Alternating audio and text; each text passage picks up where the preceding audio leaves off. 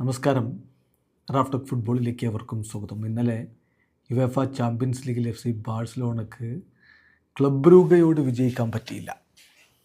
ആരാധകർക്ക് ഇപ്പോൾ ചില സംശയങ്ങളൊക്കെ ഉണ്ട്. ഹൻസി ഫ്ലിക്കിൻ്റെ ഹൈലൈൻ ഡിഫൻസ് എതിരാളികൾ പഠിച്ചു കഴിഞ്ഞില്ലേ, അവരത് പൊളിക്കാനുള്ള തന്ത്രങ്ങളുമായിട്ടല്ല വരുന്നത്, ഇങ്ങനെ തന്നെ മുന്നോട്ട് പോകാൻ പറ്റുമോ എന്നൊക്കെയുള്ളതാണ് ചോദ്യങ്ങൾ. അതോടൊപ്പം തന്നെ പോയ സീസണിലെ പോലെയല്ല, ഈ സീസണിൽ എല്ലാവരും ബാഴ്സയുടെ തന്ത്രങ്ങൾ പഠിച്ചു കഴിഞ്ഞു, ഇനി ഒന്നും നേടാൻ കഴിയില്ല എന്ന് പരിതപിക്കുന്നവരുമുണ്ട്. അവർക്കാണ് ഫ്ലിക്കിൻ്റെ മറുപടി.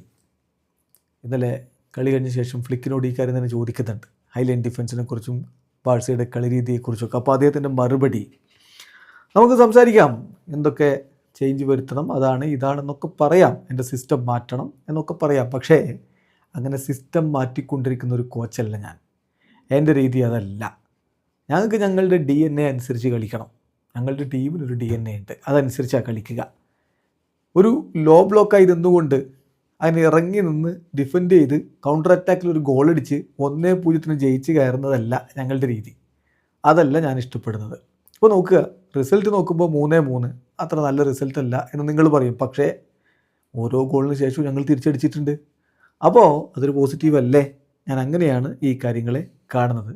ഇപ്പോൾ നമുക്ക് ശരി ലോ ബ്ലോക്കായിട്ട് നിൽക്കാം, അങ്ങനെ ഡിഫെൻഡ് ചെയ്ത് നിന്നിട്ട് കാര്യങ്ങൾ ഇമ്പ്രൂവ് ചെയ്തെടുക്കുക എന്നൊക്കെ പറയാം. പക്ഷേ എന്തൊക്കെ പറഞ്ഞാലും ഒരു ഇൻറ്റൻസിറ്റി ഇല്ലെങ്കിൽ നമുക്ക് ചാമ്പ്യൻസ് ലീഗിൽ വേറെ ഓപ്ഷനൊന്നുമില്ല, മുന്നോട്ട് പോകാൻ പറ്റില്ല എന്ന് തന്നെയാണ് ഇപ്പോൾ കോച്ച് പറയുന്നത്. അപ്പോൾ കോച്ച് ഹൻസി ഫ്ലിക്ക് അദ്ദേഹത്തിൻ്റെ ഒരു കളി രീതിയുണ്ട്, അതിനിപ്പോൾ എന്ത് തന്നെ വന്നാലും മാറ്റാൻ പോകുന്നില്ല എന്ന് തന്നെ കൃത്യമായിട്ട് പറയുന്നു. വീഡിയോ അവസാനിക്കുന്നു. ഫുട്ബോൾ ലോകത്തെ കൂടുതൽ വിശേഷങ്ങളുമായി റാഫ്റ്റോക്സ് വീണ്ടും എത്താം.